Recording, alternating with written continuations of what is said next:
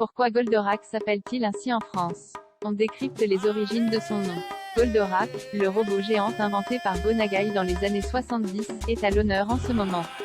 Le 21 septembre, ADN a mis en ligne les derniers épisodes de la série culte, désormais disponible en intégralité sur la plateforme. Une excellente nouvelle pour voir ou revoir cet anime qui a bercé l'enfance de toute une génération, mais aussi pour le faire découvrir aux jeunes. Le merveilleux génie de l'infini, comme le qualifiait le générique culte chanté par Noam, fête également les 45 ans de sa première diffusion en France, 1978. Pour l'occasion, la Maison de la Culture du Japon à Paris lui consacre une exposition, la Goldorak Experience Z, qui se tiendra jusqu'au 30 octobre. La Poste rendra aussi hommage à l'anime en proposant 2 blocs de timbres à l'effigie du robot géant.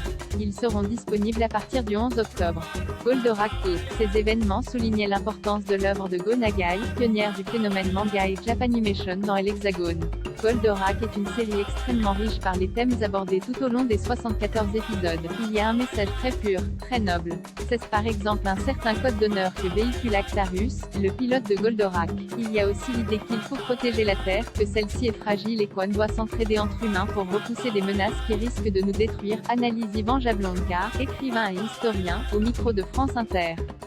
Quant à Sarah Atuel, auteure de l'ouvrage Goldorak, l'aventure continue, avec Marie Pruvot-Delapre, elle explique au point que Goldorak est une épopée écologiste qui touche au mythe. Selon elle, Goldorak convoque aussi le traumatisme des Hiroshima et de Nagasaki. Ce thème du nucléaire est omniprésent dans Goldorak, qu'il s'agisse de la planète des Actarus ravagée par les radiations ou ces Golgos qui finissent toujours par exploser dans d'immenses champignons atomiques, confie l'universitaire. L'origine de Goldorak, si le formidable robot des temps nouveaux a tant marqué les esprits, c'est aussi grâce à son nom, tout simplement.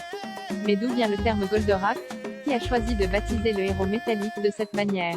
En effet, au Japon, Goldorak est appelé Grendizer, pas très vendeur pour une exportation au pays de Molière. Nous sommes en 1978. Jacques Canestrier, gérant de Pictural Film, a acheté les droits de l'anime, avec Bruno René Huchet, pour le diffuser chez Dorothée, dans Récréa 2. Il cherche alors rebaptiser la série pour le public français. Pour les personnages humains, l'équipe en charge de l'adaptation choisit des noms liés à l'espace et l'astronomie, Actarus, Procyon, Alcor, Vénusia. Cependant, pour Grendizer, la tâche est plus délicate. Comment trouver une appellation marquante que le public retiendrait aisément? FULGUROBRAINSTORMING Canestrier gratte alors quelques noms de héros bien connus de la pop culture de l'époque, le tout mélangé à des termes présents dans l'anime, Tarzan, Zorro, Drakkar, Goliath, Golem. L'homme d'affaires se creuse la tête, épaulé par Jean-Pierre Steimer, dirigeant de la société de doublage Interfilm. Il pose alors sur papier le nom de Goldfinger, titre d'un James Bond sorti en 1965.